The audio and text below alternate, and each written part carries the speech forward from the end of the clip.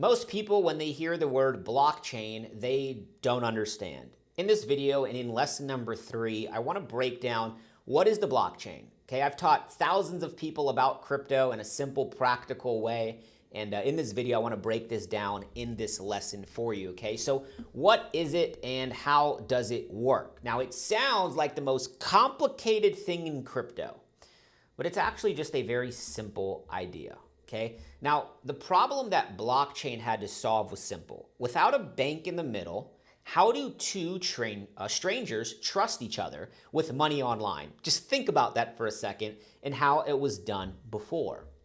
It was an old model. Then blockchain came about, and this came about in the late 90s, early 2000s, okay? Before actually Bitcoin was created. But I want you to think of it like building with Legos. Okay, Legos. You know Legos? You probably spend a lot of money if you have kids on those. Every time a piece is added or removed, everyone looking at it can see exactly what changed. Okay? See, a blockchain is a tower. Everyone that watches while it's getting built can see piece by piece. It's in the open. It's public, okay? Or you can think of it like a shared Google document. Everyone sees the same version. Every edit is tracked, and no one can quietly rewrite yesterday. Think about this. Now, blockchain's real simple. It's a block and it's a chain. So it's a batch of verified transactions. So with Bitcoin, I believe it's like almost 2,000 transactions per block. And then the chain.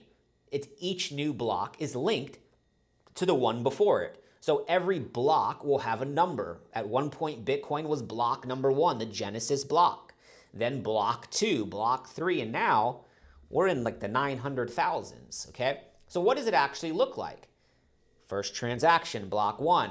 Then after that block gets pushed out, somebody earns a little bit of a reward for moving that block to block number 2.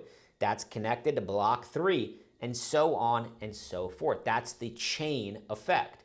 Now, you can't secretly rewrite the past, okay? So every other copy would disagree if there's something wrong in the blockchain, okay? So who's keeping these copies? Okay, there's no single owner.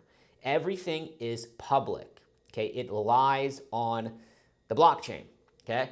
And there's a majority of agreement, okay? A block is only accepted once. Most of the computers confirm it. So if there's something wrong with that transaction, then it won't move forward. So you can think of it like this, like a group project where everyone grades. No one person can sneak in a wrong answer. Everyone else is checking that work too. So here's the myth. Is blockchain and Bitcoin are the same thing? Well, actually, no. Blockchain is the technology. Bitcoin is just one thing built using it. There are other blockchains outside of Bitcoin, and not all of them work the same way. So there's things like proof of work, which is the computers solving the math problems, verifying. That's one way. Proof of stake, it's Ethereum's model. And then there's other models like Solana has proof of history, and there's other cryptos with a little bit of a proof of stake, proof of work combination, and so many other different blockchains. But it started with proof of work, okay? Now, blockchain isn't just for crypto. Supply chain, so tracking a product from a factory to a shelf is being used right now with blockchain, right? Record keeping, certificates and ownership records that can't be altered. Soon, insurance will be on the blockchain. Okay, voting systems. Imagine a world where we would vote on the blockchain. Can't be altered. What could go wrong there? Okay, now there's 3 things I want you to remember with blockchain. It's ultimate transparency. Anybody can see the full history on the blockchain.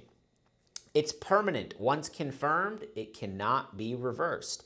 And most importantly, it's decentralized. Most blockchains are decentralized or a level of decentralization. So here's the recap in this video. A blockchain is a shared, tamper-resistant record keeping thousands of computers in sync. Bitcoin uses it, but it's not the only one. okay? And you don't have to fully understand crypto and blockchain and how the technology works. And that's why we're about to get into the practical part of these lessons in this playlist. In lesson 4, we're going to talk about how do you actually buy cryptocurrency? Like, how do you start? I'll see you there.